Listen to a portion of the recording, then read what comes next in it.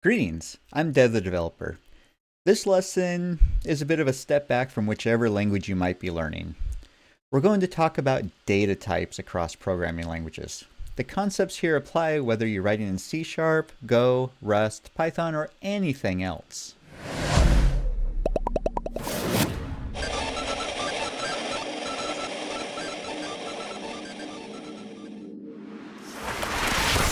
Every programming language has variables. They look different on the surface, but underneath, they all have two parts. The declaration, where you announce the variable and its type, and the assignment, where you give it a value. Some languages let you use var or auto instead of spelling out the type. The declaration looks different, but as soon as you assign a value, the variable has a specific type. In strongly typed languages, once that type is set, it stays. A string stays a string. You can't assign an integer to it without declaring a new variable.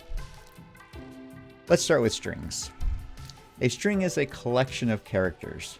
The characters themselves are encoded, and different languages handle encoding differently. The simplest is ASCII. A more widely supported one is UTF-8. C# uses UTF-16, Go uses UTF-8. The encoding determines how characters are stored in memory. We won't go deep on encodings today. The important thing is that a string is just a sequence of characters. Strings are usually one of the first types people encounter, even though they're more complex under the hood than most of what we'll look at today. So why don't we go somewhere simpler? The simplest type is a boolean.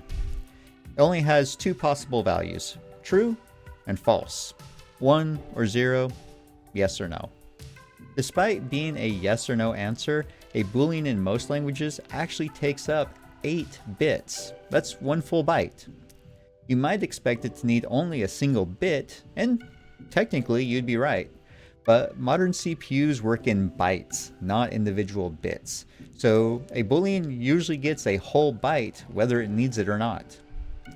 Some languages don't have an explicit boolean type at all. They use integers, treating 1 as true and 0 as false. After booleans, let's talk about integers. The simplest one is the unsigned 8-bit integer. Unsigned means no negative numbers. 8-bit means that we have 8 digits to work with, and each digit can only be a 0 or a 1. That's binary. Think of it like an odometer. Each digit rolls over independently. In base 10, the system that we adopted thanks to our 10 meat sticks, a digit goes 0 through 9 and then rolls back to 0 and carries the 1 to the left. In binary, each digit only goes 0 or 1 before rolling over. Each position represents a power of 2. The rightmost is 1. The next is 2, then 4, 8, 16, 32, 64, 128. If you want to represent 12, that's 8 plus 4. Put a 1 in the 8 position and a 1 in the 4 position. Zeros everywhere else. Set every bit to 1 and you get 255. That's the ceiling for an unsigned 8-bit integer. Now, let's look at something interesting. What happens if you take 255 and add 1? All 8 bits try to roll over at the same time. They all go back to 0, but carrying the result would require a 9th bit. And an unsigned 8-bit integer only has 8 bits. The 9th bit is lost. That means when you're working with an unsigned 8-bit integer, 255 plus 1 equals 0. This is called integer overflow, and it applies to every integer type.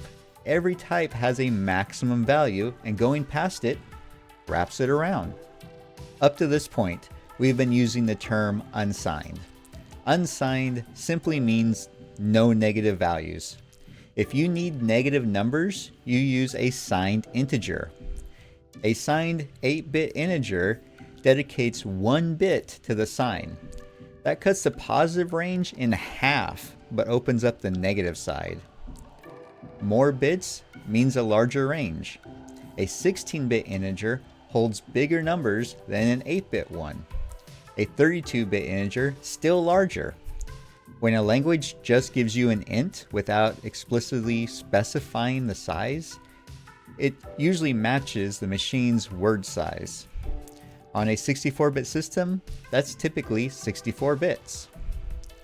So why not just always use the biggest type? Memory.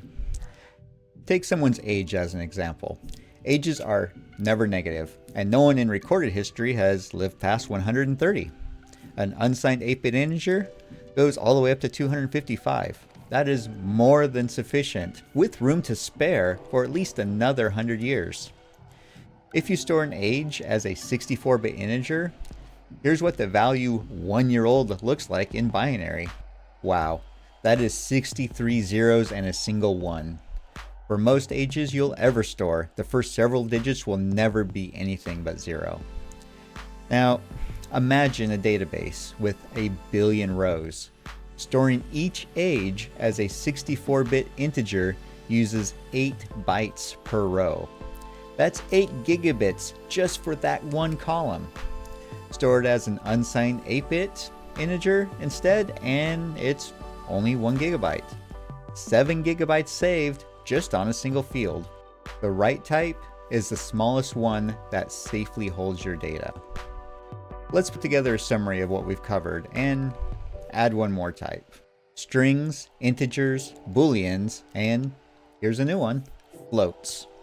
A floating point number is a number with a decimal.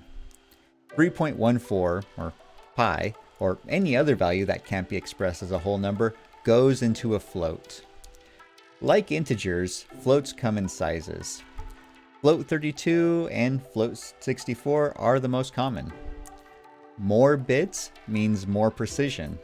A 64-bit float can represent more decimal places than a 32-bit one.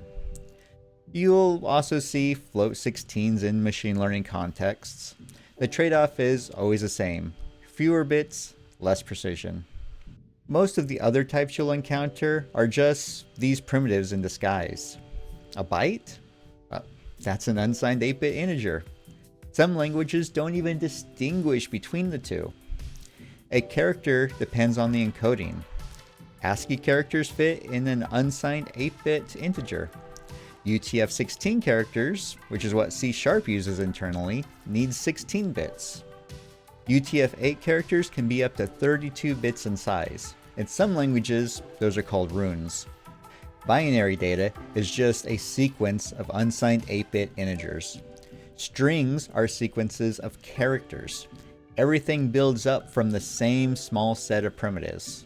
This lesson is designed to sit right before any arbitrary programming lesson that maps all of this to actual code.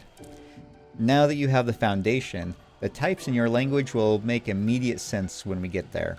And when you do get there, please don't just watch it. Do it.